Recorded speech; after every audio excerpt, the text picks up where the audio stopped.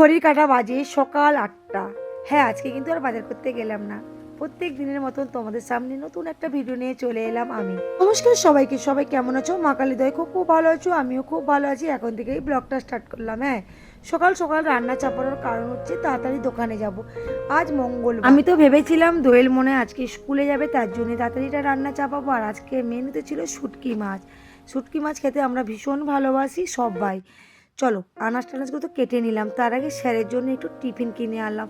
আজকে না কোনো টিফিন বানানো হয়নি, যেহেতু আমরা টিফিন খাবো না ঠিক করেই নিয়েছি। আর মনি দিয়ে খেয়েছিল কালকেকারের ঘুগনি মুড়ি, সেটা তোমাদের দেখানোই হলো না। কালকে কিন্তু বাবলা ডিম নিয়ে এসেছিলো, হাঁসের ডিম। আমি ওকে বলেছিলাম তুই একটু হাঁসের ডিম আনিস, শীতকালে হাঁসের ডিম খেতে ভীষণ ভালো লাগে। তোমাদের কেমন লাগে অবশ্যই জানাবে, আমার তো ভীষণ ভালো লাগে। আমি ডিম সিদ্ধ হচ্ছে তার মধ্যে কি দিলাম বলো তো, নুন দিয়ে দিলাম, যাতে ডিমটা যেন ভালোভাবেই সিদ্ধ হয়। আর অনেক অনেক সময় ডিম দেখবে কাঁচা সমেত সব খোলা মোলা উঠে যায়, একদমই ভালো লাগে না।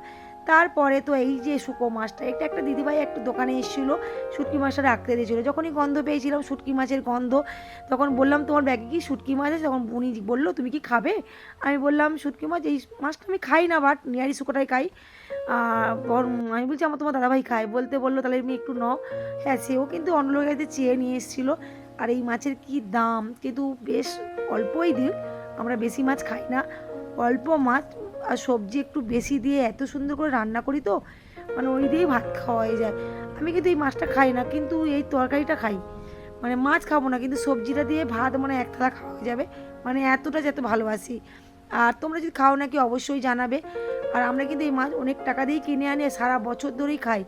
তোমার দাদাভাই কি করে জানো তো, ছোটো ছোটো করে কেটে একদম পুরো রোদে মিলে শুকনো করে, মাঝে মাঝে 2 মাস অন্তর অন্তর আবার রোদ খাওয়ায়। মাছ একদম ওকে থাকে, আর কিছুই হয় না। আর মাছ খেতে তো, শুকো মাছ তো সবারই খুব প্রিয়। আমি জানি শুকো মাছটা সবারই খুব ভালোবাসে। আর আমি আজকে রান্না করছি মূলো, শিম, বেগুন, আলু, টমেটম, ধনেপাতা। মশলার মধ্যে ছিল আদা, রসুন, পেঁয়াজ একটু বাটা, শুকনো লঙ্কা বাটা, জিরে বাটা।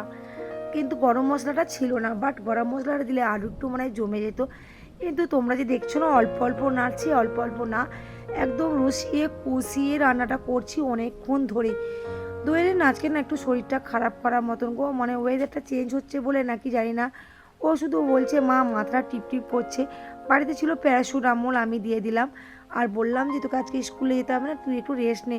ওর প্রতি বছরই হয় ছোটোবেলা থেকেই, যখনই পরীক্ষা হবে না তার কদিন আগে ওর অসুস্থ হবেই, জ্বর হবে। সে নার্সারি থেকেই দেখছি, এখন তো 7-এ পড়ে। ওর এই রোগটা আমি কোনো দিনই ছাড়াতে পারছি না। আর কি করব, আজকের আর স্কুলে পাঠালাম না, আমি বললাম তুই শুয়ে পড়। ও একটু মুড়ি খেলো, ভিজিয়ে খেয়ে দিয়ে শুয়ে পড়লো। আর দেখো সেই শুটকি মাছটা কিন্তু এখনও রান্না চলছে।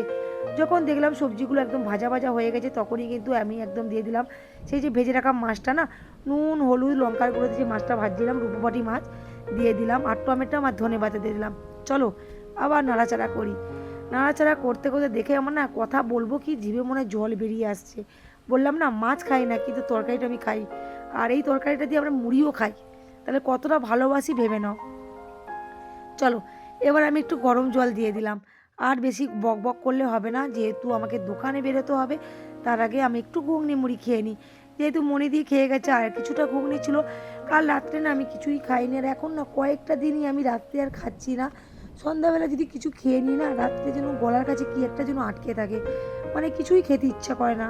আর জোর করে যদি খাই তাহলে বমি হয়ে যাচ্ছে, কেন আমি জানি না। চলো একটু ঘুগনি মুড়ি খেয়ে, অলরেডি রান্নাটা কমপ্লিট। আর আমি শুটকি মাছটা নামিয়ে ফেলেছি। তোমরা যদি আমার হাতে শুটকি মাছ খেতে চাও চলে এসো আমাদের বাড়ি। তেমন যদিও না ভালো পারি, কিন্তু বাট খেতে তো পারবে, এটুকুটা আমি বলবো। আর এদিকে আমার একদম গরম গরম হাঁসের ডিম লঙ্কা বাটা জিরে বাটা দিয়ে, বলো না। তোমার দাদাভাইকে দেখো, যা তো শুনেছি শুটকি মাছটা রান্না কমপ্লিট, বাবু ছুটে মুটে চলে এলো খেতে। বাইরে আর টিফিন খেলো না। এই দেখো বললাম না দোকানে একটু কাজ চলছিল, এই যে শাটারটা আজকে ঠিক করছিল। হ্যাঁ, মঙ্গলবার আমাদের এইসবই কাজ হয়, মঙ্গলবার ছাড়া যদি অন্যদিন করে একদমই কাজ হয় না। অনেক দিন দিয়ে করবে করবে ভাবছিল, কিন্তু করে উঠতে পারছিলাম না। আর মিস্ত্রিদের কথা বলো না, আজ আসি কাল আসি করে করে করেই না। আর দেখো আমরা কত রিক্সে দোকানদারি করি। আর তোমার দাদাভাই দেখেছো, উনি কিন্তু মিস্ত্রিকে খুবই কম পয়সা দেয়। মিস্ত্রি কিন্তু শাটারটা লাগিয়ে রেখেছে, বাট অন্য কাজগুলো সবই নিজে করে। এর নিচেই কিন্তু আমাদের দোকানটা, তাহলে কত রিক্সে আমরা দোকানদারি করি দেখেছো বন্ধুরা। আর চলো বন্ধুরা, আমি কিন্তু দিব্যি এখন দোকানদারি করছি, আর আমাদের রাজা চলে এসেছে প্রসাদ নিয়ে। এই দেখো পাতা নেই, পাতা কিনতে গেছে, এরা সময় দিচ্ছে না, এত কি হয়েছে। এই খাবারগুলো পাঠ বলার সঙ্গে দেখে দিয়েছো ফার্স্ট কাকে মনে হয় সময় দিয়ে এসছে জানো তো, একটু ছুটবে বলে। কালকে আমাদের যাওয়া হয়নি বলে সব প্রসাদ পাঠিয়েছে, মিষ্টি পাঠিয়েছে, চানা মশলা পাঠিয়েছিল, ফল, সুজি, পায়েস, খিচুড়ি, মানে বলো না অনেক প্রসাদই পাঠিয়েছিল। কিন্তু ভাত তো আমরা বাড়ি থেকে খেয়েছিলাম, এত প্রসাদ খাওয়াও যাবে না। যাই পার হোক আমরা সবাই ভাগযোগ করে খেয়েছি। আর প্রত্যেকটা প্রসাদ ভাগ করার ডিপার্টমেন্ট আছে এই যে আমাদের সাগর বাবুর। চলো মঙ্গলবার যেহেতু ওরা খেতে চলে গেল, আর বললো যে কাকিমা তাহলে আর বিকালে আসছি না, সাগরও চলে গেল আর রাজাও চলে গেল, শিমুল থেকে গেল, শিমুল দোকানে ছিল। আর আমাদের সামনে না কত নারকেল বিক্রি হয় জানো। আর আমি ভাবলাম কটা নারকেল কিনে, নারকেলগুলো বেশ কম দামে পেয়েছিলাম, 35 টাকা করে, খুব একটা বড় না, বাট ঠিক আছে, আমাদের জন্য ঠিক আছে। এবার দরদাম করে নারকেলগুলো কিনছিলাম। আর আমাদের দোকানের একদমই সামনে দোকান। এই দেখো 3টে নারকেল নিয়ে চলে এলাম 105 টাকা দিয়ে। আর এই দেখো দেখছি নাড়ি নাড়ি জল ঠিক আছে কিনা। এই পাশে আমার টুনটুনি বুড়ি দোকানে চলে এসছে ডাক্তারের কাছে যাবে বলে। ওকে বলেছিলাম যে তোর যদি একটু শরীরটা খারাপ থাকে তুই আসিস, আর বাবলাদার সঙ্গে একটু ডাক্তারের কাছে যাবি, কারণ হচ্ছে সামনে যেহেতু পরীক্ষা।